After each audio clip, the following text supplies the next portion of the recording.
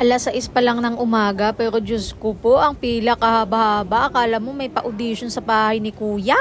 Aayusin ko kasi yung pag-ibig ko kasi mukhang nagkakalabuan na kami. De, charing. Sa pag-ibig to, pag-ibig funds. Sinisimulan ko ng repasuhin lahat ng mga ahensya na kailangan kong ayusin. At ito na nga ang inuna ko, ang pag-ibig, dahil kailangan natin to. Dahil kung walang pag-ibig, walang pagmamahal. Agay! De, joke lang. 33 years old na kasi ako at kailangan ko na repasuhin talaga tong mga to. Dahil pag ako ay nag-senior na, para naman may pera-pera naman tayo, day. At kaya lang naman ako nandito dahil magpapa-change status na ako kasi nga 'di ba married na nga ako. Married! At kukuha nga ako ng pag-ibig ID na tinatawag nilang loyalty card.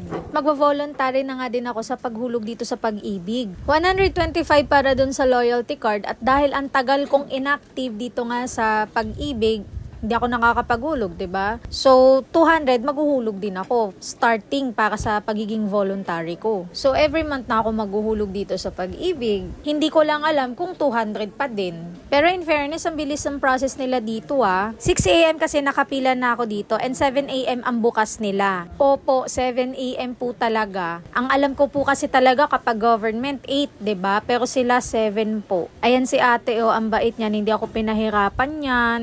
Tsaka hindi ka maiilang makipag-usap sa kanya kasi maayos siya nakikipag-usap sa'yo. Tsaka smiling talaga si ate. Medyo naimbyer na ako pagdating na doon sa loyalty card sa capturing na. Kasi dito kila ate, ang bilis ko lang natapos na magpa-change status. Tsaka si ate, walang hanash-hanash. Doon kila kuya sa capturing, Diyos ko, may hinahanap sa akin. Kailangan yung valid ID ko daw, dapat ay married. Single kasi yun na ipepresent ko. Kasi may national ID ako, may SSID ako, may QC ID din ako. Pero sagot ko kay kuya, dala ko naman po yung marriage certificate ko Pero hindi daw sasapat yun. Kasi ang need nga daw nila, proof na kasal ako. Tas sinabi pa sa akin na pumunta na lang daw ako ng barangay para kumuha ng barangay certificate to certify na ako ay married. Ay, doon ako talaga na imbyer na sumagot ako. Pinakita ko talaga na nadidismaya ako at naiinis na ako sa kanya.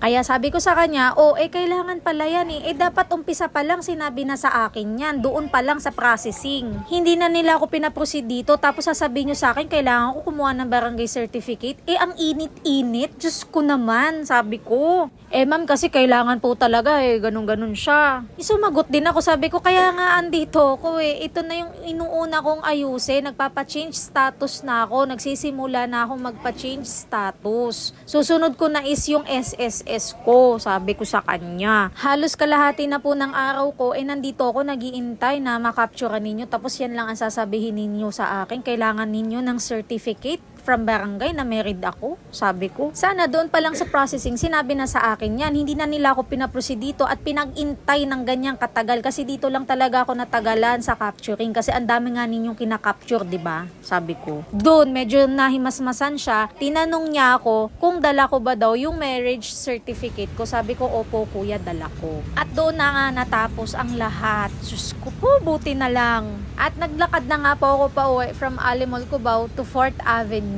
Malapit lang talaga to guys, kesa mamasahe pa ako, 'di ba? Traffic pa, matagalan pa ako ng pag-uwi. Day, at least ito nakapag-exercise na ako, nakatipid pa ako sa pamasahe. Nung malapit na ako sa bahay namin, saka tumirik yung araw, buti na lang malapit na ako talaga. Tas meron diyang taxi, hindi ko lang nakuhanan, parang tanga magmaneho, kaya napamadali ako kasi bigla ba namang liliko na napakabilis sumahagibi samantalang yung mga sinundan niya ang bagal-bagal at saka nag-stop ako, nakita niyo naman sa video ko, 'di ba? Pag ako talaga nabangga niya, magbabayad talaga siya sa akin ng malaki. Di siya marunong magmaneho ng tama. At pag uwi ko na nga, prinito ko na yung natirang adobo. Diyos ko, ang sarap niyan guys. May taba-taba pa yummy, hotdog may tummy.